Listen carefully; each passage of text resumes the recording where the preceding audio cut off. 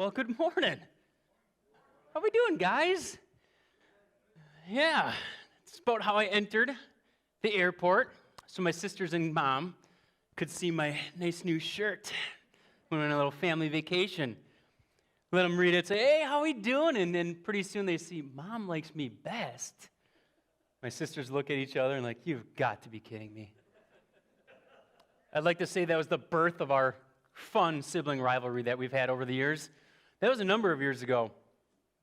So then ultimately what I would typically do is, at first I would just come into every time we'd see each other and I would just wear this shirt because it was fun. And then I had to be a little bit more discreet, so I got smart and wise, and I would start to wear a sweater over, like there's Christmas, get one of these ugly sweaters and thinking like that was what I was wearing. And, usually after dinner I'd take it off and, that's right, guys, here it is, Mom likes me best.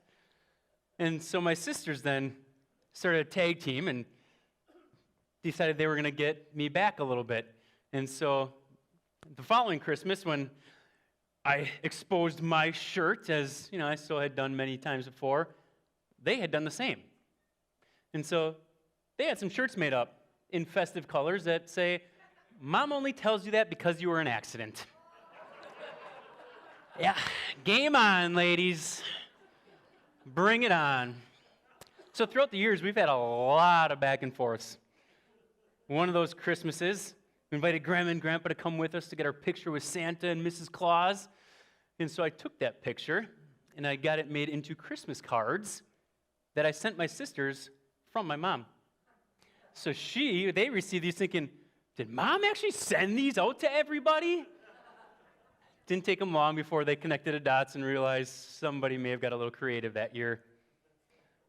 Well, and then one other way they got me back, they thought, well, if you've got a shirt, let's get you a more fitting shirt. So they got me this one. World's okayest brother. That's about right. We had a lot of back and forth throughout the years, and if anybody needs tips, I can surely supply some, both that I've received and given.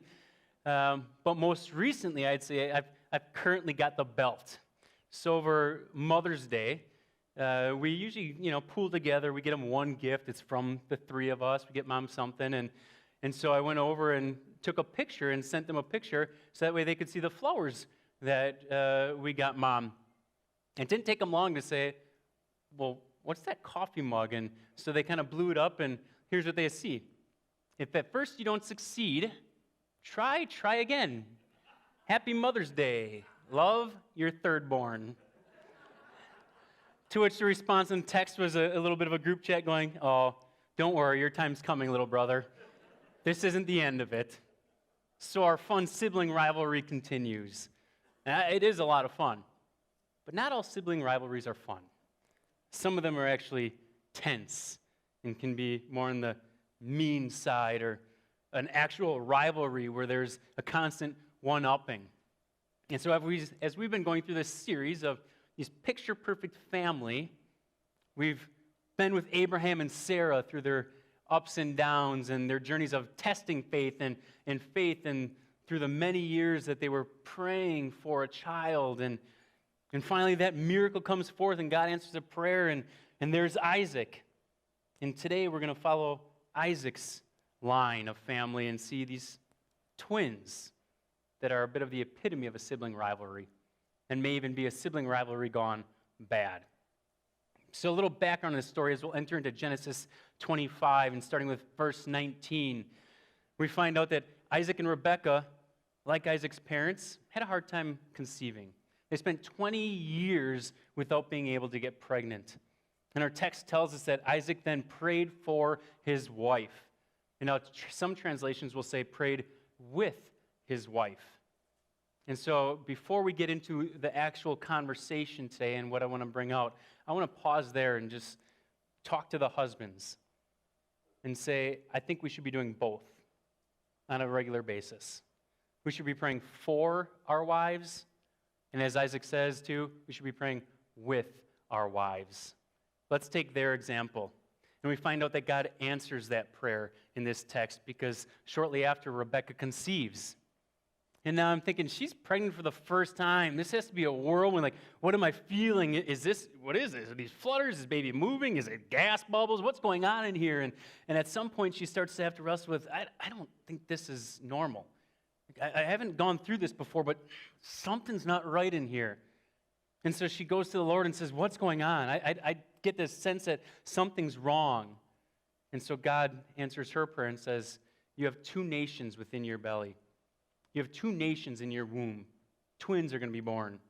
And the first one, Esau, will come out. And the second one, Jacob, will arrive as well. And our text tells us that the parents had a split for their favorite. Because Isaac favored Esau, but Rebekah favored Jacob. And so I always love asking this question to parents. So I'll ask you guys, hey, which one's your favorite kid? For those of you guys who have multiple. And if you want to participate in the chat when you're watching at home, just type in your favorite kid. See how that goes over. Maybe they don't want to be next to you at that point. I'd say I like asking that question. I do it frequently. Most typical response I get, depends on the day. Yeah, I can relate to that one as well. So they continue this rivalry, and it heats up because Esau, the hunter, comes in and he says, I'm starving, I'm hungry. Jacob, you've made some soup. Can I have some soup? And so Jacob says, I'll feed you, but only if you sell me your birthright. And so Esau says, well, what good's a birthright to me if I'm not even going to see it? I'll be a dead man if I'm hungry. It's yours. And our text ends the story in verse 34 of chapter 25 by saying, Esau despised his birthright. The sibling rivalry. There's healthy sibling rivalries. There's unhealthy sibling rivalries. We're going to continue to unpack Jacob and Esau and this sibling rivalry that they've got going on. But before we do, let's share some truths. And the first one I'm going to pull is from Romans chapter 9 in verses 10 through 12. Because we're going to see that God has a purpose for our lives. God has a purpose for Jacob, God has a purpose for Esau, and God has a purpose for each and every one of us. The Apostle Paul wrote in Romans about this situation. In verse 10 he said, and not only this, but there was Rebekah also. When she had conceived twins by one man, our father Isaac, for though the twins were not yet born and had not done anything good or bad, so that God's purpose, according to his choice, would stand, not because of the works that they would do, but because of him who calls. It was said to her, the older will serve the younger. We are created for a purpose. Before we were even born, before Jacob and Esau were born, God said, I've got a plan for your life. For each one of us, we can rest assured that God has a plan for our lives, a plan to prosper us, a plan for good, a plan for blessings, and a plan to build his kingdom. We're created for a purpose, and we're each individually created unique. Each and every one of us is created unique. Let's dive into chapter 25 of Genesis in verse 24. When Rebekah, when her days were ready to be delivered, were fulfilled, behold, there were twins in her womb. Now the first came forth red, all over like a hairy garment, and they named him Esau. Afterward, his brother came forth with his hand, holding on to Esau's heel. So his name was called Jacob. And Isaac was 60 years old when she gave birth to them. And then when the boys grew up, Esau became a skillful hunter, a man of the field. But Jacob was a peaceful man, living in tents. We are all born unique. We are all born with different gifts and skills from God. It's true of Jacob and Esau, and it's true of each and every one of us today. But I get from this text that they went about things a little differently than we do. Because I found out oftentimes when we would figure out that we were pregnant, we're like, ooh, now the conversation becomes, what do we name them? If it's a boy, we got some boy names down. If it's girl, we get some girl names down. And we just start to create, what do we like? You know, is there family connections? What name will we give that person, that child? Except for this is a little bit differently. It even says about Esau, now the first came forth red, all over like a hairy garment. And then they named him Esau. And Jacob, he came forth holding onto the heel of Esau. So his name was Jacob. It was out of their personalities, out of their shape, sizes, characteristics, that they were named. Because each one of us is born very unique and very different. If any of you guys have multiple kids, or if any of you know a family with multiple kids, it's easy to look at them and go, seriously, how did you come from the same family? How did I raise both of you, and you are completely different? Well, because God has a plan for each of their lives. And I often like to think, if we're in a family, if we're together, what would it be like if we're all the same? We need different abilities, we need different skills, we need different giftings so that we can be better together.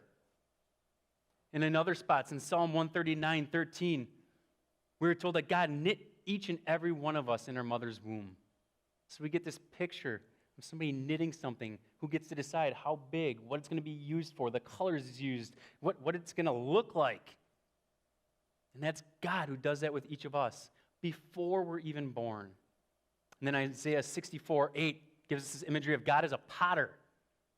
And he says he's just making us into the clay which we are going to be, each one differently for a different purpose. And picture even through our lifetimes. We might start out as this kind of jaggedy old bowl, but we get this point of this big churchy word we call sanctification, which ultimately means that God continues to make us more like his Son throughout our lives. And so those jaggedy edges kind of get shaved down to be smooth, and there's maybe some more intricate designs that get put in to become more beautiful, that as the potter makes the clay more closely to resemble his Son, Jesus. We're all created unique, but it's not for our purpose, it's for his. So we can ask ourselves, okay, God, if I was created uniquely for your purpose, what is it? How have I been gifted in a different way that can ultimately build up his kingdom? Not necessarily for work or not necessarily out there, but for his kingdom in the local church. How have I been gifted to build up the body? Because we're all unique and we all can serve a purpose. God created us unique for his purpose, and he also created us to be competitive. We see this in this text as well.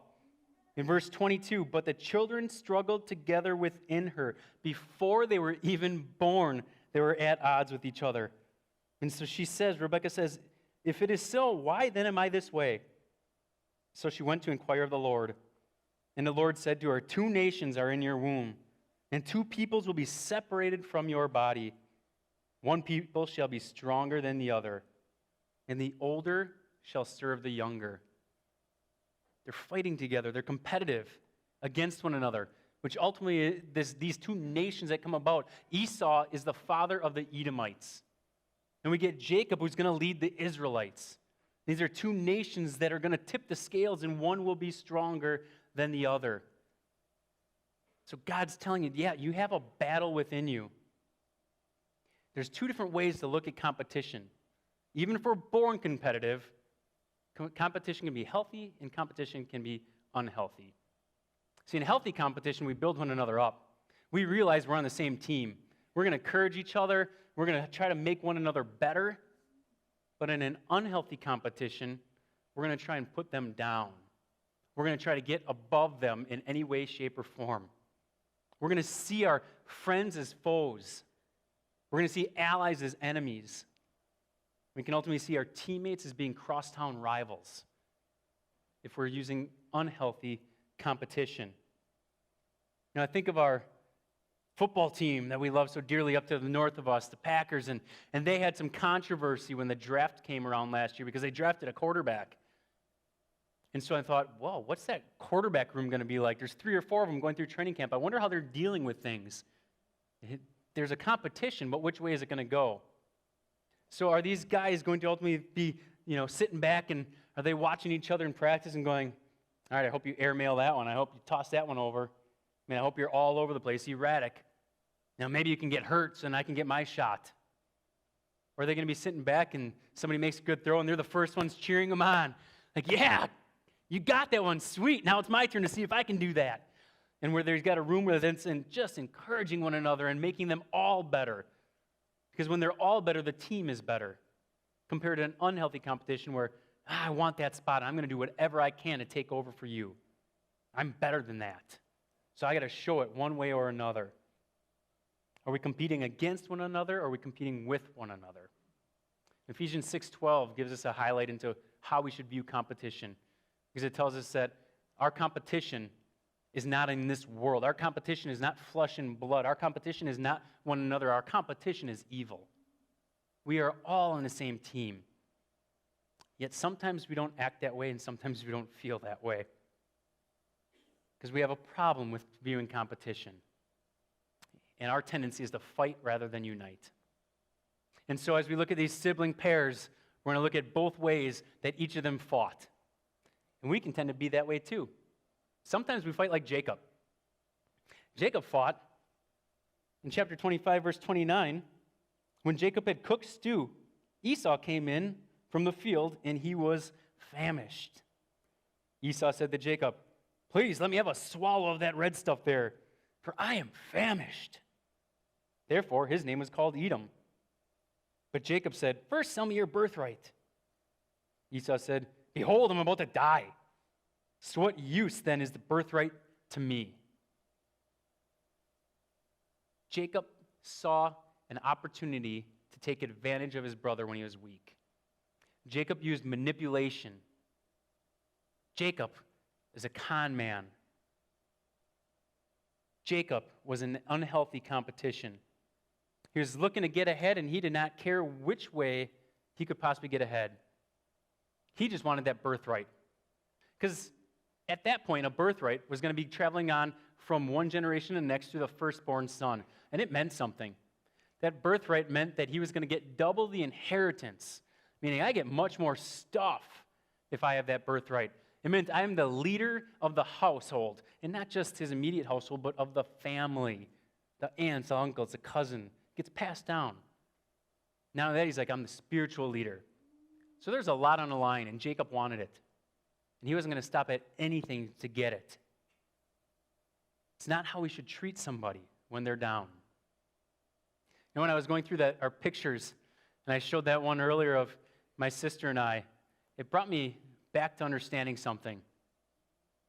And can we see that picture up here? That I looked at that one and thought, it was a nice gesture. That was a nice gift. But I was looking at that, I'm like, remembering, like, oh yeah, I got that sleeve on my arm. And what that was from was it was covering up a port that I had. And so for what a port is ultimately they kind of go in, doctors will go in with a needle and then thread in like an IV that goes through your arm and kind of rests over your heart. And then you got these dangly little IV-looking things that are out there, so you put a sleeve on so they don't get pulled out. So through that time, I had a couple stints in the hospital where I had an infection that was going through my body that I was having a hard time getting rid of. And so that is a reminder to me, though, that when I was weak, when I was down, I was going to the hospital 1 or 2 times a day to get medication in that arm. It's the sibling who's coming next to me and coming alongside me saying, what do you need? How do we help? Do you need help with the kids? Do you need meals? It's siblings, brothers and sisters within church who are coming over and saying, we're going to clean your house. We're going to do something while you're gone. What do you need? It's a friend who was the first one to show up in the hospital room when I was there and said, I'm here to pray with you. How do we help? Can I go cut the lawn or something? That's what we do when we have a great sibling, friendly rivalry. Jacob wouldn't have done that. Jacob would have seen somebody who's weak, and he's like, now's my chance. Now's my chance to put them down. When Esau comes in and he's weak, he put him down. Sometimes we fight like Jacob. We take the opportunity to put somebody down. It's like that coworker. Maybe we're working in a team setting, and we got a proposal to pitch to the manager, and you know that promotion is looming, and somebody from that team is going to get it. And somebody has maybe a medical condition that takes them out of the running for a little bit. They've got to step aside, but there's this team project. So how do we go about that team project? Do we say, hey, don't worry about it. You take that. We're going to pick up the slack, and when we present, we're all together in this. We've all done this together. Or is that our time to go, oh, they're out of it for a while? Hey, boss man, let me just tell you, I've taken the weight on this one. All this good stuff that's coming, it's right here. Yeah, you know, they had that thing. They've been staying home for a while. They haven't really been able to check, whatever. They got that issue going on. I've been carrying a load here. How do we treat one another as siblings, as coworkers, as friends, as relatives? do we fight like Jacob? Or for some of us, do we fight like Esau? Esau was a different character himself, different temperament. Continuing back in verse 32, Esau said, "Behold, I'm about to die. So of what use then is this birthright to me?" And Jacob said, "First swear to me." So he swore to him and sold his birthright to Jacob. Then Jacob gave Esau bread and lentil stew. He ate and drank and rose and went on his way. Thus Esau despised his birthright. He despised what was his. He was quick to give in to this fleshly desire, this fleshly hunger to just satisfy that instant need. And so he's a gut response kind of guy. He's just going to go with it at the first chance he can. But see, the story continues. And a couple chapters later, we can read about Jacob manipulating Esau again to get a blessing, a prayer of blessing on his life. And he manipulated to get that from his father where Esau should have had that. And so how did Esau respond to that? He said, "I'm going to go kill Jacob. This is my chance. I have to take a vengeance," which ultimately sends Jacob in one way and Esau, and they divide. He's angry. He was wronged. How do we respond when somebody does something wrong to us? Do we respond like Esau and seek revenge? Respond like fighters do? This week at the gym, I saw an Esau-type situation play out. And there was a guy who was kind of in the corner. He was doing his thing. He had his equipment there and was kind of keeping to himself a little bit. And then I see another guy kind of crossed over and walked over, get some dumbbells, and he kind of walked back over. And so it's on this walk back pass that this Esau-type instant comes out. So for the sake of this, Esau is one character. We're going to call Jacob the other one.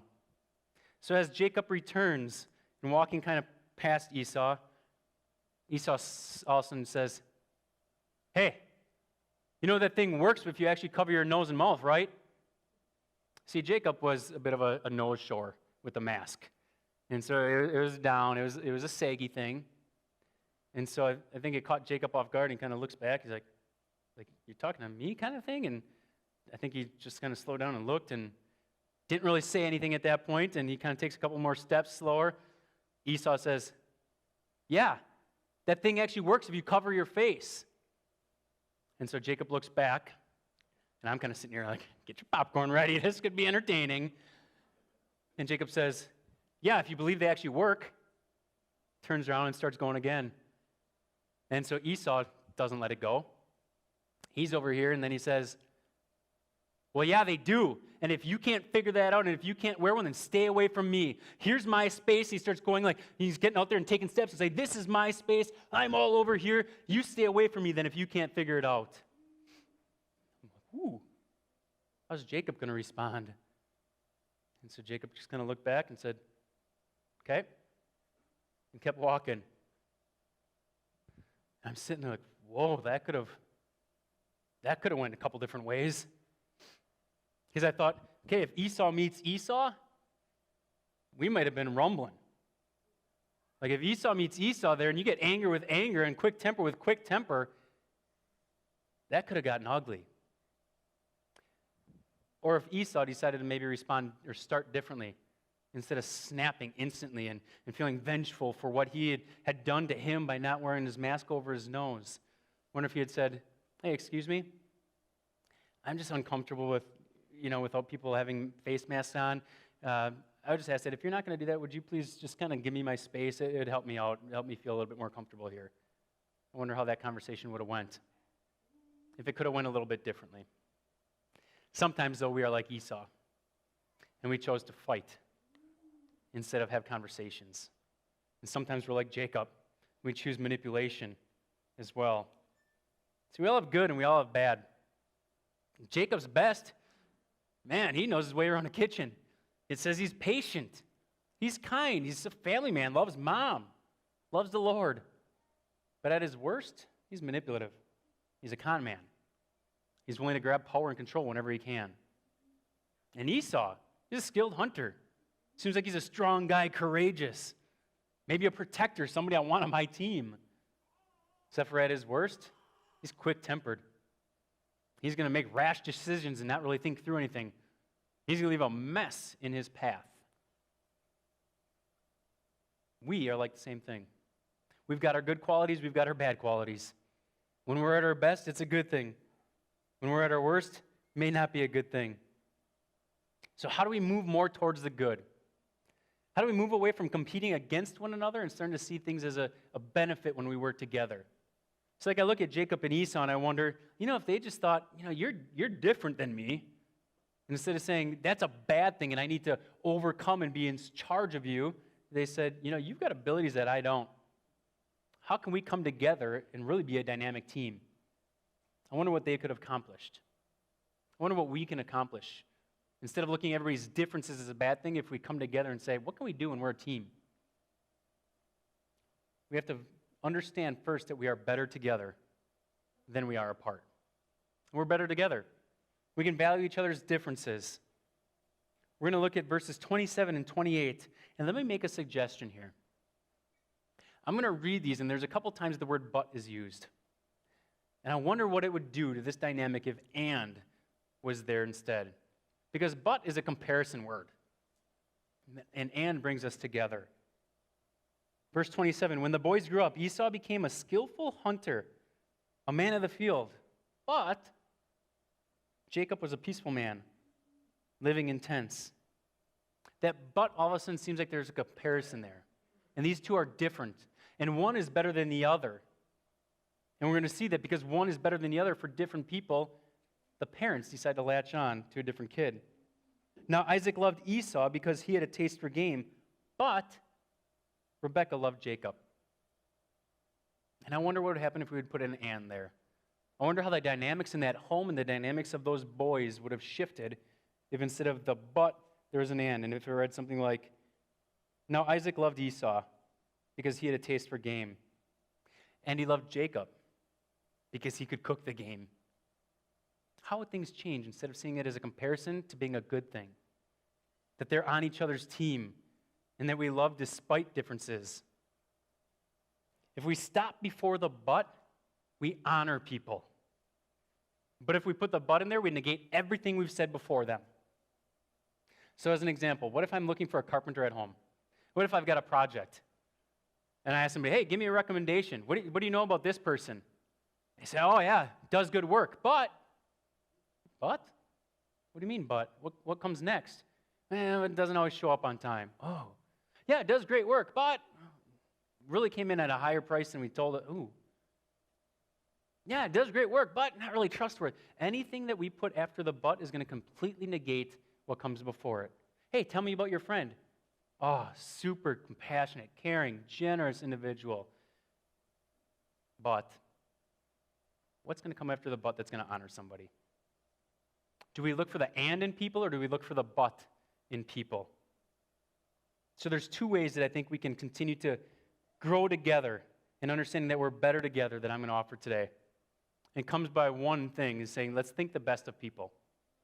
Let's think the best of others. And there's two ways that I think we can do that. And the first one is look for the gold in them. Look for the gold in other people. And what I mean by that is when you're talking to somebody, when you get to know somebody, when you're engaging with somebody, there's certainly going to be times that maybe you rub the wrong way, or we don't jive, or you're different than I am.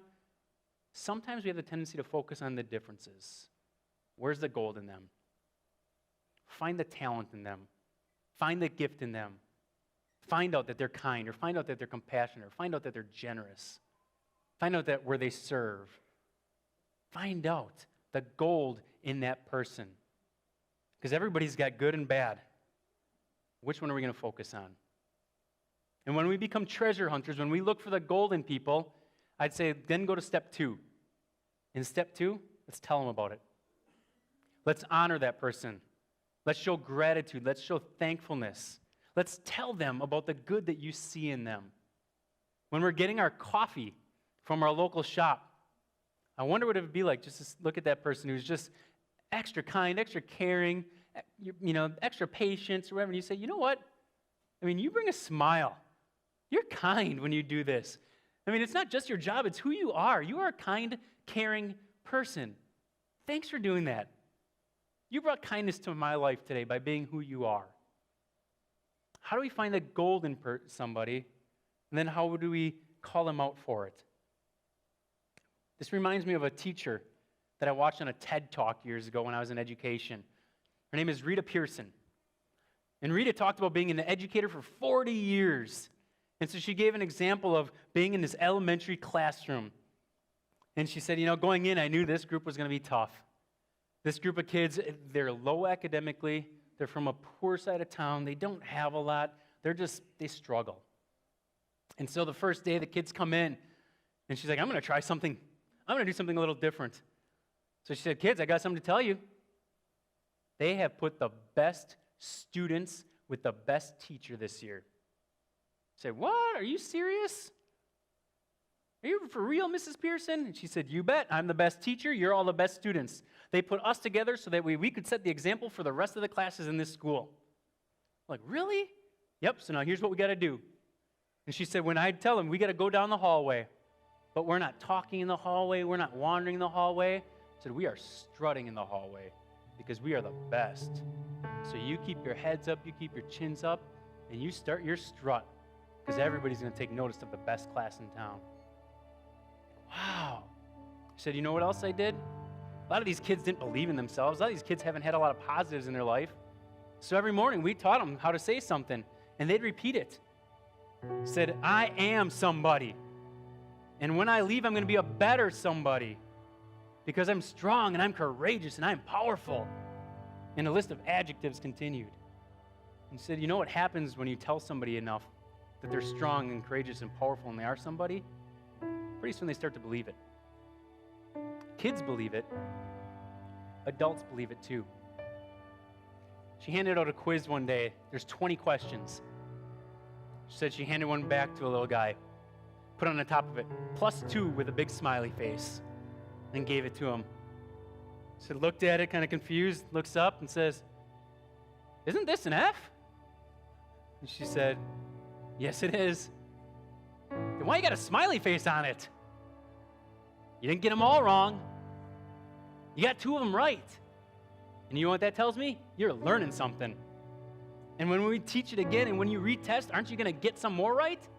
Yeah, Mrs. Pearson, I am. You bet you are, because you're on a path. You're on a journey to learn, and you are doing well in that journey. You got 2 right, you're going to get more next time. Good job.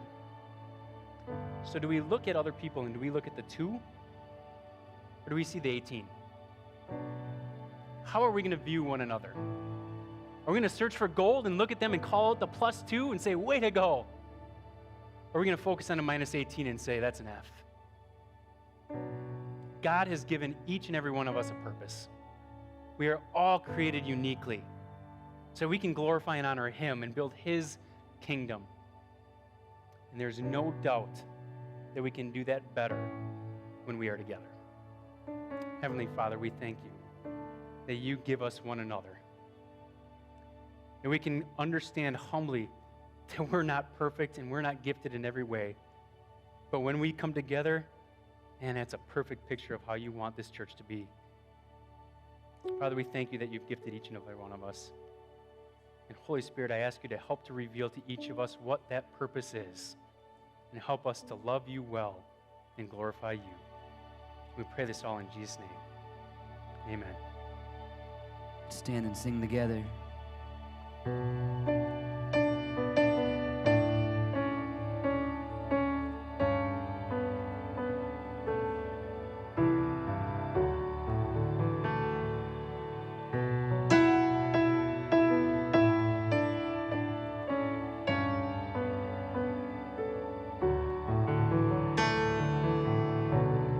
For I spoke a word, you were singing over me. You have been so, so good to me.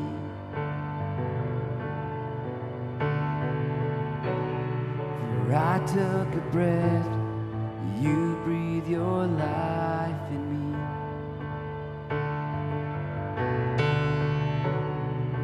You have been so, so kind to me. And oh, the overwhelming, never-ending, reckless love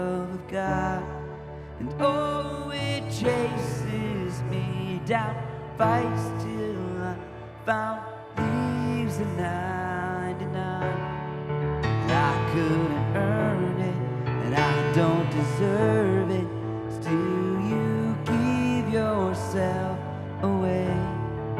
Oh, the overwhelming, never-ending, reckless love of God. Yeah, yeah.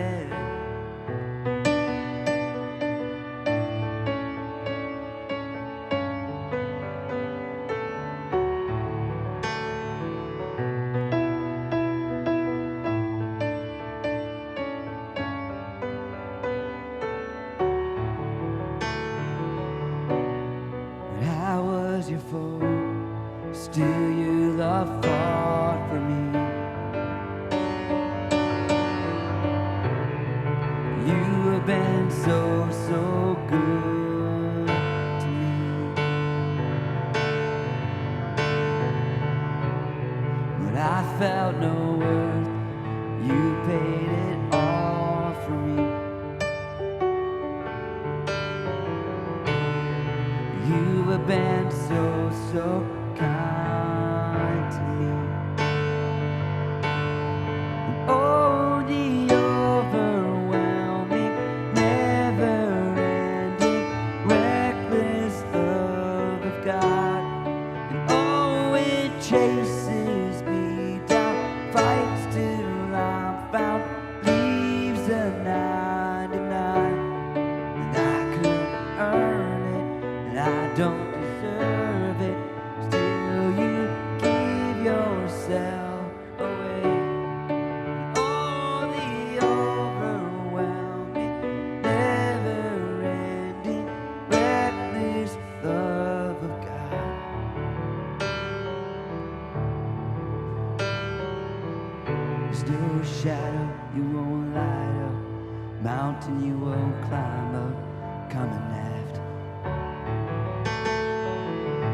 There's no wall you won't kick down, lie you won't tear down. It's 'cause of your love. There's no shadow you won't light up, mountain you won't climb up, coming after me. There's no wall you won't kick down, lie you won't tear down, coming after me. There's no shadow you won't light up, mountain you won't climb up, coming after me. There's no wall you won't kick down, lie you won't tear down, coming after me. Oh, the overwhelming, never-ending, reckless love of God. Oh, it chases me, it fights till I found, leaves the 9. And I couldn't earn it, and I don't deserve it. Still, you give yourself away. Oh, the overwhelming, never-ending, reckless love of God.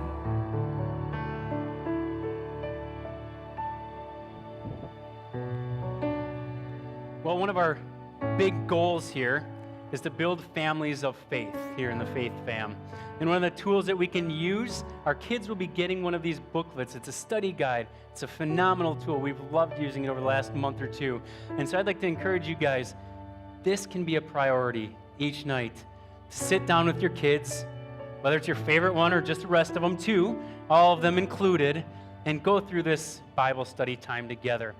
And if you're a grandparent and you want to grab a copy and give them to your grandkids, please do. And if you're tuning in online, call a church office. We'd love to mail it to you as well because we know the value of these things. Let's continue to build our families of faith. God bless you.